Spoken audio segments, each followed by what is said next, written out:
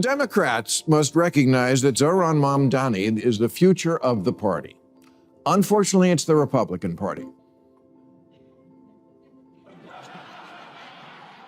Get it?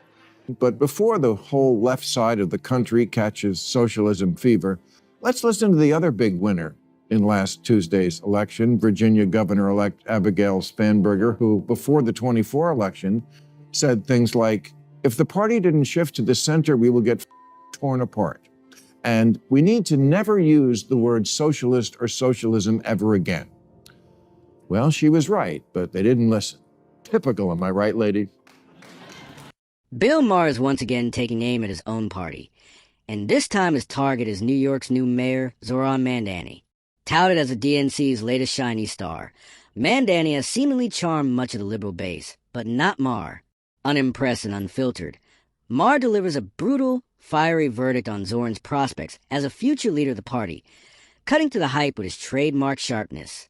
So hit that subscribe button, and let's dive into it right now. At least the party has a clear choice here, very clear. One wing is saying, don't ever use the word socialist again, and one is saying, I am a democratic socialist. Clear, huh? So how do we decide who's right? Well, it turns out we don't really have to flip a coin. We have the evidence. In 2024, 13 Democrats won. In districts, Trump also won. All moderates. This isn't rocket science. All the left-leaning think tanks have done autopsies on 2024, and they all came up with the same message: move to the center. Even the New York Times, which did so much to promote woke politics, now says the partisans are wrong, moving to the center. According to Maher, the Democratic Party now resembles a house split straight down the middle. On one side is a growing faction that openly flirts with socialism, eager to embrace the label and everything attached to it. On the other are Democrats who won't go near the word at all, fully aware how toxic it sounds to everyday voters outside elite activist circles. Maher firmly places himself in the second camp, arguing that while socialism may sound fashionable at rallies and on college campuses, it quickly becomes electoral poison when presented to working-class voters in swing districts. He warns that history, both in the United States and abroad, shows socialist branding drives away moderates, independents, and even loyal Democrats who simply want stability and common sense. His message is blunt.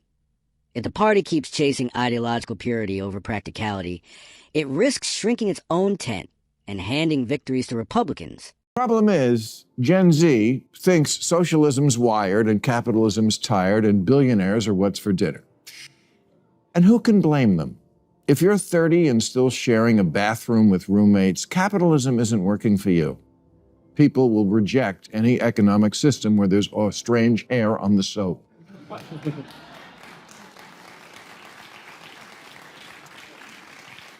No one wants to be approaching middle age and still writing their name on food before they put it in the fridge. So they're quiet quitting capitalism and texting socialism that they're down to. Thing is, socialism will, because socialism, to put it simply, just doesn't work and has never worked, like Kevin Federline. Maher breaks down why socialism continues to attract followers, and in his view, the appeal is straightforward. He argues that many drawn to it are middle-aged Americans who feel stuck, burned out, or left behind by a system that hasn't delivered on its promises. For them, socialism can look like a lifeline, a last-ditch escape from financial stress, career disappointment, and a lingering sense of personal failure. Maher doesn't mock that frustration. He acknowledges it, but he draws a firm line between empathy and illusion.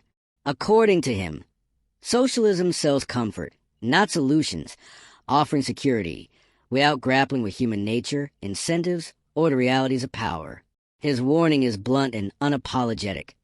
Socialism has never worked anywhere at any scale, and there's no reason to believe it suddenly will. Rebranding it with modern slogans doesn't change the outcome. I know the kids think that stuff that happened before their appearance on the planet didn't really happen, but it did. We've run this experiment many times, and the results are always obvious. Here's capitalist South Korea at night from space. Here's socialist North Korea. Yeah. In 1990, Venezuela was wealthier than Poland. But then Poland, finally free of Soviet-style economics, went all in on capitalism. And now their economy is as big as Japan. And people there have high wages, low inflation, cars, vacations, homes. Meanwhile, Venezuela traded capitalism for Hugo Chavez's socialism for the 21st century, which turned out to be like socialism in the last century or any century, a mess.